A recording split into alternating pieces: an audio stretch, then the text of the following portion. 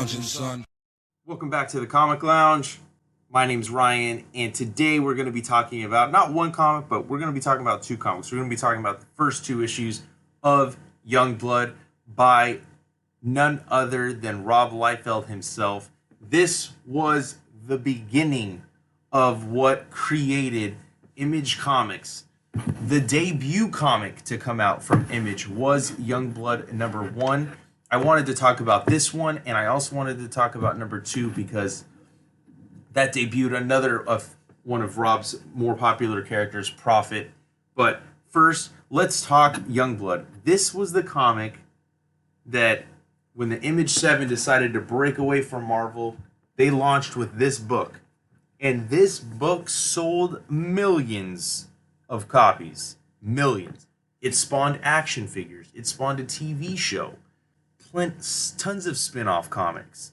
This was the blueprint for what would become Image taking over the #3 spot in the industry. And I think at one point they were selling more than DC. Definitely they were in the top 10 where DC may have one book. They took over, and it's easy to see why this book sold so well. This, like I've talked about in the X-Force episode where I talked about Liefeld's art and how dynamic and action-packed and exciting it is. This gave all of that and more. Introducing so many dope characters. We got Shaft, who's probably my favorite member of Youngblood. We got Vogue, we got Die Hard, Bad Rock, Chapel in Combat. Just the cover, man, alone. This was the year I got into comics, 92. 5 years old. And while this, also like X-Force, I didn't get it right away. I did pick it up. This sold millions. I was easily able to find this, a couple years into my comic reading. I think I'd say maybe around 9. So this had been out for a few years at that point. But I had already had some of Liefeld's other stuff, getting it from back issues at comic book stores or picking it up off the shelf. I don't even know if Youngblood was the first Image Liefeld comic I got. I think, I found this later on. I think I got other issues of Youngblood first, but I want to talk about this. This is an important piece of comic book history. This book made it to where a lot of the guys that were working for Marvel or DC, thought hey man, I can do this. And a lot of the, top tier creatives started doing their own comics. They came to Image and worked on either other properties that were already, established and created their own stuff. You don't see a lot of redheads in comics, but it's funny. I do think it's funny that not only did Liefeld do one, but so did Jim Lee with Wildcats with Spartan. So we have, we're meeting this team, and the cool thing about Youngblood is, they're celebrities, right?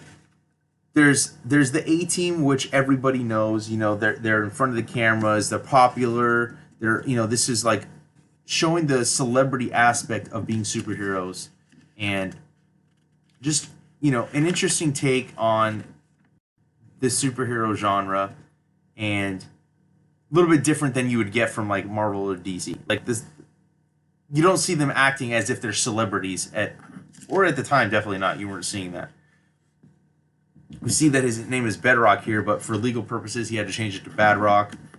I love Chapel's design. He ends up, tying in with Spawn and the Spawn universe of characters. Just, the costume design, the action in here. I fucking love Youngblood. I really, really love these. You got Deadlock. Just all sorts of designs. You got all the fucking shit, the fucking metal looking arms, extra fucking crap around their arm. I'm a fan of Liefeld, man, and I really don't care what anybody else says. He gets a lot of hate. I'm not gonna be one of those guys, man. I enjoy his work, and that's why I'm gonna take time out to kind of flip through these for people that have the comic and just want to see it again or don't have it, and maybe give you a reason to pick this up. Look at this fucking dope ass double page spread, man. And again, like this is like the story's cool, you know, but like it's not why I read it. I'm reading it because I want to look at his art. This is what attracts me to his work. It's his art. It's not all about the story for me. It's, you know, it's really the marriage of the two. And I would say in terms of Liefeld, like I go at it more for his art because I like the way he depicts action. I like his character designs. And hold on, we got to flip this around real quick because this is the double, right? So we had, like I said, we had the A team, and now we got the one, you know, we got the away team. We got Brahma, Riptide, Photon, Sci-Fire, Sentinel, and Cougar. Again, really awesome designs. He kind of looks like Bridge from X-Force. Fucking Cougar, kind of Wolverine type guy. Combat, look at this. I mean, just full of every page just pops. Every page, energy, you know? And while I do like the first issue was really good, you know? It's hell of a debut issue. All the characters, you know, just enough to make you want to come back and learn more. The way the energy crack. I mean, dude, look at this. Totally fucking manga-esque. The scratchiness of the panel borders. I mean, come on, dude. This is what it's all about. This is just fun comics. This is the one I really want to talk about, though. We got our boy Prophet. Hopefully, from what I heard, there is a Prophet movie in the works. Not sure when it's going to come out. Hopefully, it's soon. I would really love to see one of Rob's works, his works, be adapted into film, and I think that Prophet could be cool. You know, man at a time, kind of like, you know, like Cap, but way more violent than anything you'd see before. I love that this is dedicated to Jack Kirby, and you're about to see why it's dedicated to Jack Kirby.